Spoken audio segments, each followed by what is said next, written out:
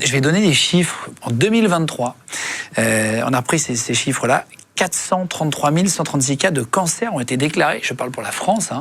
Ça correspond en chiffres, pour qu'on puisse imaginer, à la population de Nice plus Nancy et celle de Toulouse qui a 500 000. Donc vous imaginez, c'est quasiment la ville de Toulouse qui tous les ans apprend qu'elle a le cancer. C'est énormissime. Ouais, c'est en plus en augmentation, malheureusement.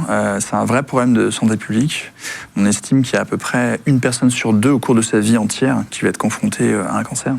Donc clairement, on ne peut pas faire l'autruche, il faut être un peu informé et faire ce qu'il faut. Une personne sur deux dans sa vie aura le cancer. Ouais. C'est-à-dire qu'on est deux. C'est flippant. Hein. Bah ouais, c'est la vérité statistique un peu froide, quoi. Mais... Et combien de personnes vont s'en sortir en moyenne?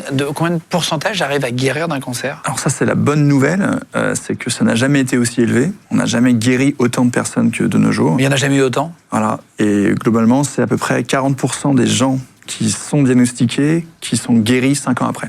Donc ça peut sembler pas beaucoup, mais en vrai, c'est assez énorme. C'est pas énorme, c'est-à-dire que tu n'as que 40%, quand tu apprends que tu as un cancer, 40% de chances de t'en sortir. Donc moins de la moitié. C'est ça, ouais. Alors, ça risque d'augmenter. Ça dépend un peu des types de cancers, tu vois. Pour les enfants, par exemple, il y a quelques temps, c'était vraiment une très mauvaise nouvelle. Maintenant, c'est 80-90% de guérison pour les enfants. Donc tu vois qu'il y a ça dépend un peu du type de cancer que tu as. Tu peux avoir des chiffres un peu différents.